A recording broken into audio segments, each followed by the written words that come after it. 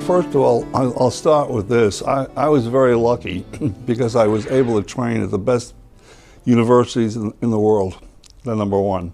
And number two, I never really wanted to be a doctor, being honest with you.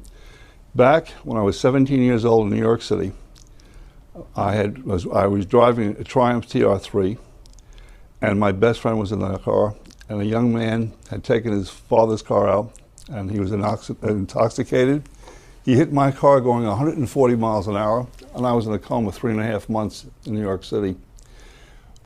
Laying in that bed in the New York City hospital, I realized that, you know, I was in political science at Cornell. I realized that this is not really what I wanted to do. So to make a long story short, I went back to Cornell, got special permission from the Dean of Education, and took 2 years of pre-medical school in 1 year. Thank God I got through it. And then the rest of my life was basically a matter of some bad luck and some good luck. I was fortunate enough when I was in school to have a wonderful lady by the name of Dr. Anastasia from Cornell. She was an anatomy and a physiology professor, and she encouraged me to go into medicine when I got there. And that woman did more for me, and everybody in their life should have somebody like that in their life to help them. And she was a wonderful person. And I'll tell you, after I was successful, every year on her birthday, she got a dozen roses until she passed away. But my life basically was very simple. When I got into school, I had to work because my father was from Russia and my mother was from Ireland, and they didn't have any money. So I worked in construction full-time. And when I got through medical school, I was very lucky. Like I said, I was lucky. My roommate in medical school was a very wealthy gentleman from the University of Pennsylvania, Philadelphia. And he graduated first in my class. I graduated in 10th. And I think if I would have been able to just study all the time, I would have graduated first. But every night before we went to sleep, for 3 and 4 hours, we went back and forth and back and forth and back and forth with everything we learned. And it was grueling, but I'm glad about that today, because today I really think the medical education is totally different when I was in school. I'm not saying it's worse or better. We just had to learn everything. We had to be real doctors, and I'm not saying guys today aren't real doctors. So to make a long story short, every course I took, it was life or death. I had to learn it from A to Z, and that's the way I've been all my life. So I was lucky enough to finish off. I got an internship in Miami, University of Miami, Jackson Memorial Hospital, the second or third largest hospital in the United States. And I came down here, and I didn't realize what I had to do, because when I came down here, I didn't speak any Spanish, and every third person was Spanish. So when the first patient came through the emergency room saying, "Mi corazón, mi corazón," I said, "Oh my God, what the hell is a corazón?" But anyway, I absolutely learned Spanish quickly. When I finished my internship, and it was a grueling internship, in those days we worked something like 3 days on, 3 nights on, and 1 day off. It was really different. When I finished my internship, I thought I was very lucky. It was during the Vietnam War. I was stationed in Chicago. I went to Chicago to a public health service hospital. I got a telephone call one day, and when I got the telephone call, it was the following phone call. "Dr. Gladnick?" "Yes." "You've been reassigned to Southeast Asia. Get the following shots." 28 shots in my right arm. I had to go to Fort Sheridan. I went to Great Lakes. I made my last will and testament out. And in 3 days, I was in Vietnam. I was helicoptered into Vietnam in pitch darkness. And within 3 hours, they dropped white phosphorus on the area I was at. It was like broad daylight. And today, they call it friendly fire. In those days, they called it a mistake. The North Vietnamese had no significant Air Force. Thank God they didn't, because if they did, I wouldn't be here today. So I was very lucky. So during the period of time, several years, I was in Vietnam. I never had cut orders. I got my cut orders 10 months later. And to make a long story short, I was there for a purpose. I was there to really help people. And I really think the good Lord has been in my corner a long time. I'm not that religious, but something was happening in my lifetime that was helping me out. I got through it. I got creased. I got shrapnel in my leg, which I had removed about 4 years ago because I'm kind of stubborn. And then I was lucky enough, when I got out of Vietnam, to be able to be a part of the largest eye program, eye residency program in the world. Bellevue Hospital, New York University, Cornell, Columbia. The people I was fortunate to work with, my professors, were the top people in the world, not in the United States, in the world. I worked with Paul Henkind, who developed the retinal angiography program. I worked with George Weiss. And these people in the field are giants. The chairman of my department was the #1 ophthalmologist in the world for children's eyes, #1. We saw people day and night. And when I got out of that program, thank God, I knew as much as I thought I'd ever know. And then I decided to practice in Florida because my parents moved to Florida. Went to Palm Beach County, beautiful place, gorgeous place. Worked for another doctor for a while, didn't work out, went on my own, had to go to a bank, take out $70,000, which was like forever, and worked real hard and built my practice up and was doing fine. And then some situations occurred where I ended up working for the International Eye Foundation. And that's when you started traveling. Yeah, that's right. And what I did really was I was going around teaching other doctors the trade, because when you went to like Egypt, they didn't know what an operating microscope was, so I taught them how to do that. These were doctors using their bare hands doing surgery, not wearing gloves. They didn't understand why the infection rate went up. I told them why it went up. Was lucky enough to spend a couple of months in Scotland at 9 Bells Medical School there. Taught people angiography. That was a brand new technique at the time. So I was very lucky to be on the cutting edge of medicine all my life, and I've always tried to keep up with it. As a matter of fact, I attend more than 100 hours of continuing medical education a year. And I only go to like international conferences. I've been to Vienna to the glaucoma conference. I originally came back from Miami to the International Conference on Macular Degeneration. So anyway, that's basically, that's in my, as far as interesting life, I'm not saying it wasn't interesting, but you know, I kind of measure my life in how many people have you helped in your life? And I was very fortunate. I helped thousands or hundreds of thousands of people. I've worked continuously in medicine for 50 years.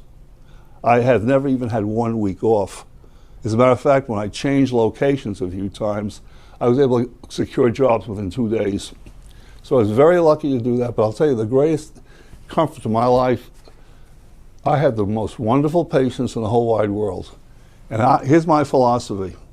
If you can't take care of people and do it 100%, don't do it. So that's what I've done. I've tried my best to take care of my patients. And now I worked for a couple of years for other doctors. And when you work for other doctors, you're not in control. It's fine, they're good people, but you're not in control. So several years ago, I decided to bite the bullet, even though I was older, and I opened this practice first in Melbourne and now here in Palm Bay. I'm a solo practitioner, and I see everything I can that I can take care of properly. If a patient calls my office up, they're seen that day. They're not seen 5 days later if they have a problem. Most of the people I see, a lot of them, have seen other doctors, and I've been lucky enough through my education and my experience to help them. And I'm talking about saving their sight. I think I've actually seen every kind of eye disease you can imagine in the last 50 years, everything. From leprosy in the eye to malaria. And so that's what I've been lucky enough to have that journey. My major goal now is to kind of like be a community-based ophthalmologist and take care of people that need me. And I'll tell you, there's a lot of people out there that need me. There's many people walking around that don't have their eyes examined every year. They have glaucoma, they know they have it. There's many people walking around with other medical problems, and if you know what you're doing, you can help them. And even if you get them late, you can help them.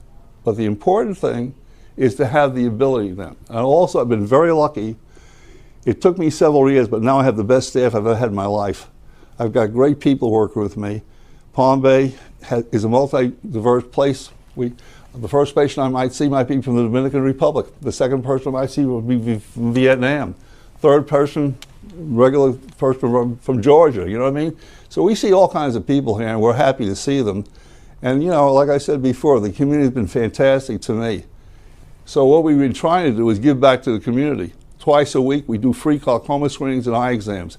There's an awful lot of people, because of the medical situation and the economy, that have fallen through the cracks, and basically we try to help them out. But the most important thing is, when people come in our office, they get top technology.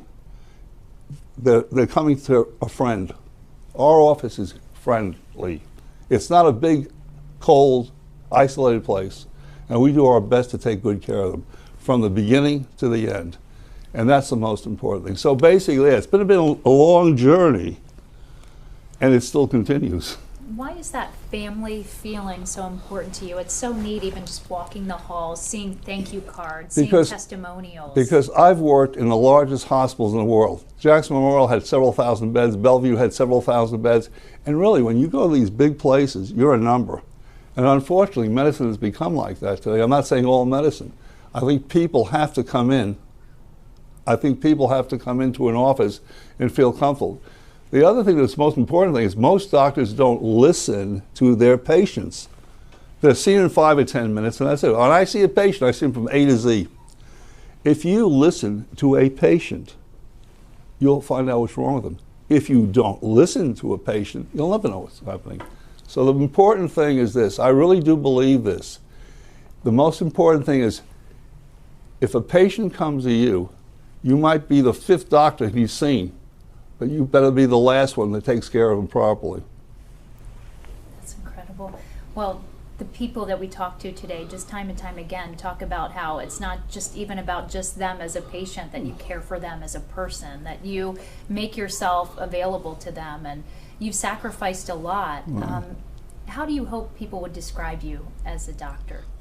Kind, compassionate, and with total experience, total expertise. Because I really, if I see somebody and they have a major problem and I can't take care of them, I'm not ashamed or afraid to send them to a university level, which I do. Thank God I don't have to do it much. But when I do, I do. And I'll tell you, 9 times out of 10, they'll go down to the University of Miami and they'll say, Dr. Gladnick, oh, we know Dr. Gladnick. He's been around here. And they'll send him back and say, whatever he's doing he's doing the right thing for you. That makes me feel good. Are you ever able to turn off your brain? You are so busy. Well, I don't really know what turning off your brain means. Are you ever able to rest? Or well, I know it's just you're available 24/7. Yeah, well, I'll tell you something. I just started my practice, and I'll tell you the truth. The best thing to be when you have your own practice is feel that, you want to be there for the patient. When people call my answering service, they get my telephone. They speak to me. They're not speaking to Sally Jones, who doesn't know what's going on. So, I mean, that feels good to me, too. But basically, seriously, I've been very blessed. I mean, how many people are fortunate enough to take care of people and save their eyesight? How many people do? I was in India after 2001. We did 5,000 cataract operations. And you know what it feels like when you do a cataract operation on a kid that's 20 years old because he has nutritional blindness? You take that patch off and he sees your face. It's incredible. You can't explain it. Incredible, incredible, incredible. But the important thing, like I said before, is I've been very lucky. I mean, look, I said to myself a while back, as long as I've got my brain working properly, and as long as my hands are nice and stable, I'm here. And the minute my brain goes or I become unstable with my hands, I'm not here. So basically, that's what my philosophy. And the other thing I really like is because, like I said before, all the people that work for me are dedicated, nice people.